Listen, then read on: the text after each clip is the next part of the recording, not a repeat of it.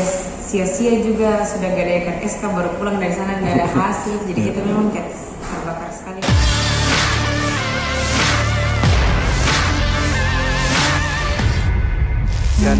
Dua bersaudara, Ivan Otnilium dan Fanny Jusak Otnilium berhasil mengharumkan nama Sulawesi Selatan pada Pekan Olahraga Nasional, PON, 21 Aceh Sumatera Utara, Sumut, 2024.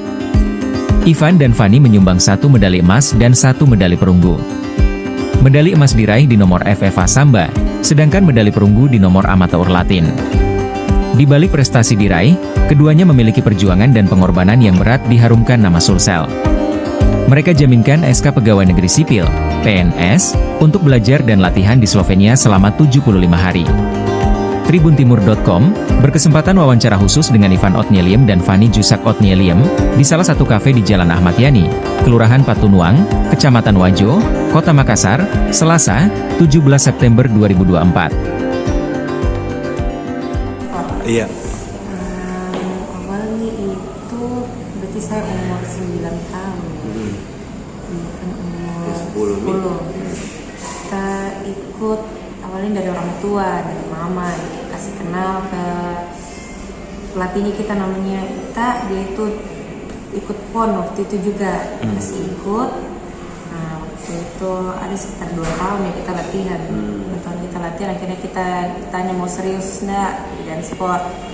Akhirnya bilang mau serius, jadi kita ikut pertandingan awalnya itu di Surabaya. Di Surabaya itu kita langsung dapat perak.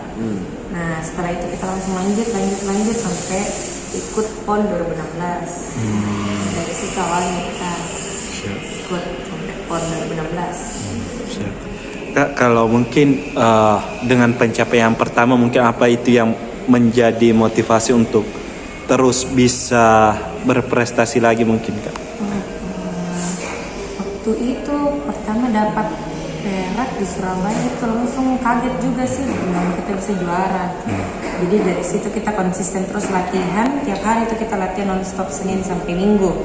Itu selama berapa tahun sampai akhirnya kita tekuni ini dan sport sampai akhirnya ikut PON Jabar.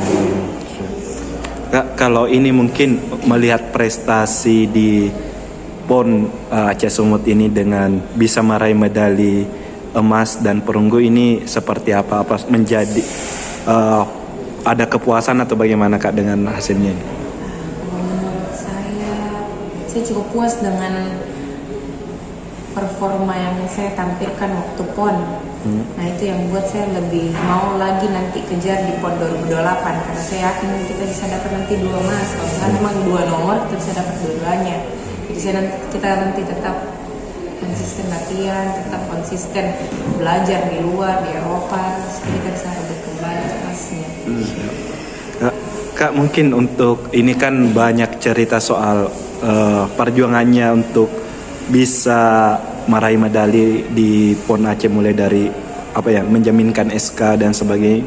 Ini mungkin bisa diceritakan hingga bisa ke Slovenia untuk latihan demi ke PON ini.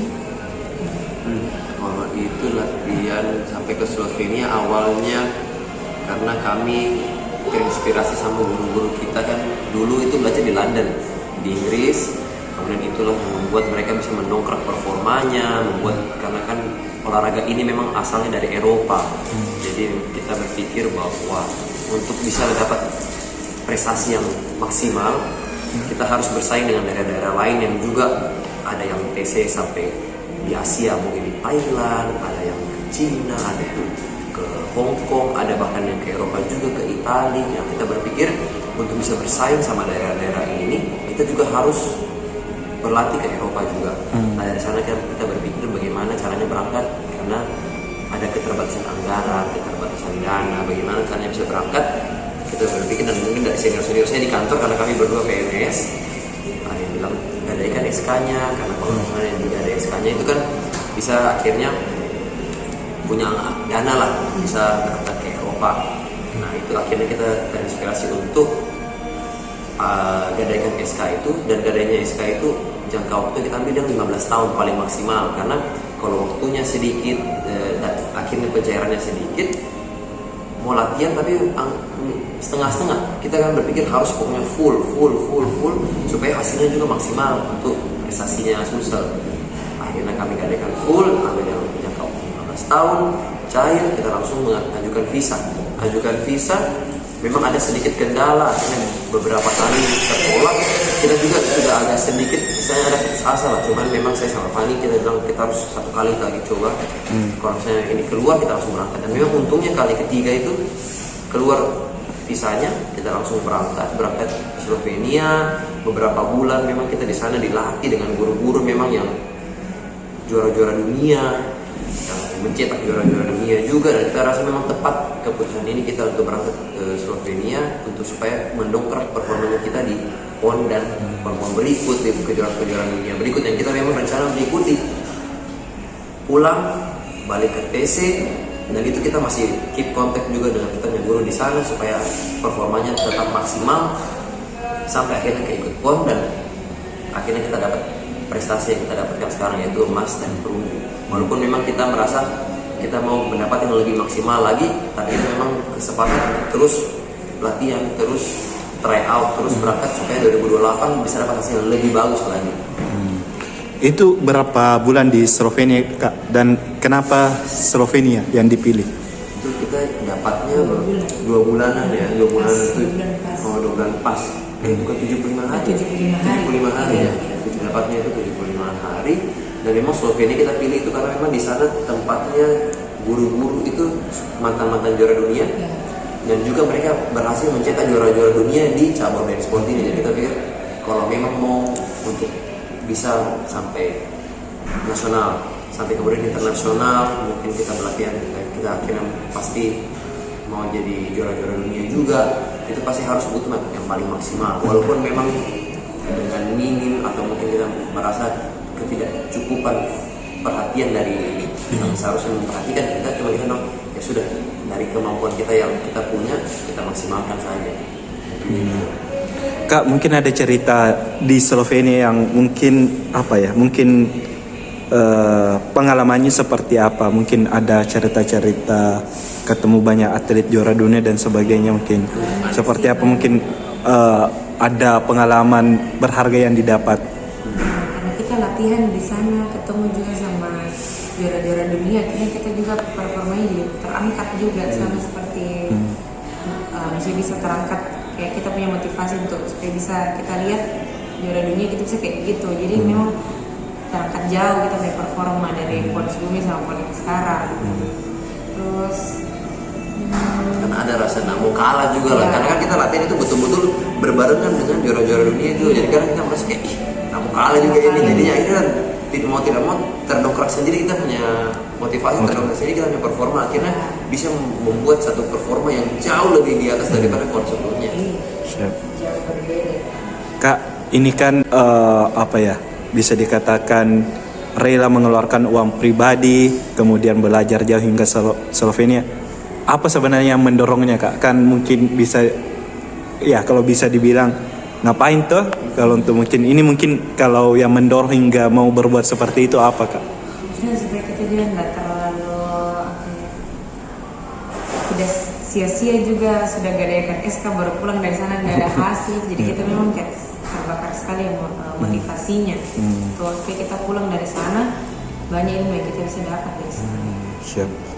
Kak, mungkin pasca PON ini apa yang menjadi target selanjutnya? Mungkin ya, untuk berdua. Mungkin ada kejuaraan atau apa, Kak, yang mau diikuti lagi? Mungkin kejuaraan di Eropa sih kita targetnya di sana, supaya nanti kita pas pulang di Indonesia ini sudah lebih matang, lebih hasilnya tidak terkalahkan. Mau di Indonesia kita bertanding lagi. Ya. Kapan itu kejuaraannya, Kak? Belum tahu, mungkin ada akhir tahun, mungkin juga awal tahun depan. Biasanya memang pertandingan kejuaraan dunia itu biasanya di akhir tahun ataupun di tahun depan, karena kan memang ini sudah memang mau penutup tahun. Jadi mungkin ada 1 atau 2 mungkin di akhir tahun ataupun di awal tahun depan mungkin. Kalau untuk persiapannya menuju ini seperti apa lagi nanti, Kak, yang kejuaraan? Pas kita latihan mungkin masih di sini ya. Mungkin kita meluangkan waktu mungkin berangkat ke sana latihan, persiapan.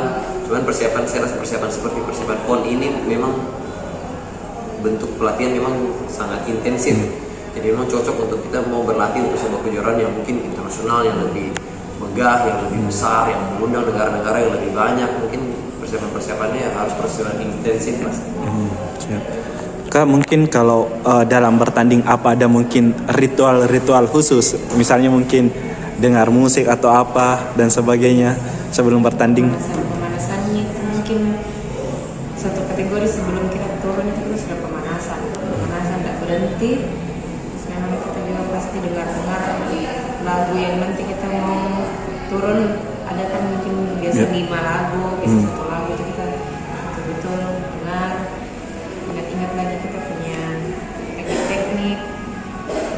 Kalau saya ritualku selalu sih pasti pasang headset. Jadi saya pasti kalau sudah menuju ke saya punya nomor, pasti sudah pasang headset, pasti sudah langsung ke istilahnya udah terkungkung dengan diri sendiri, kan saya sudah visualisasikan di punya pikiran bagaimana ketika saya turun, bagaimana nanti tampangnya, bagaimana nanti saya punya performa di sini, pasti pokoknya sudah, kalau orang tuh sudah sadar kalau saya sudah persiapan itu pasti sudah ngobrol lagi, sudah pokoknya sendiri pakai headset, pokoknya nanti sampai mau menuju mungkin mulai pemanasan sedikit, kasih dapat feel-nya, kemudian baru akhirnya masuk.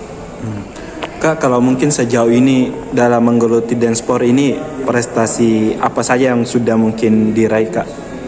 Prestasi ya, wah, Malaysia, Singapura itu juga sudah emas-emasnya juga. Kalau di Indonesia ya Jakarta, Surabaya, Bali.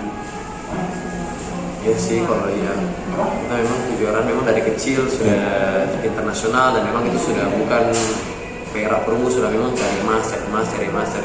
Memang ya salah satu dari yang kecil kita memang dari kategori yang kelompok umur paling kecil sampai yang paling atas, memang kita sebenarnya di Asia Tenggara udah rebut ya.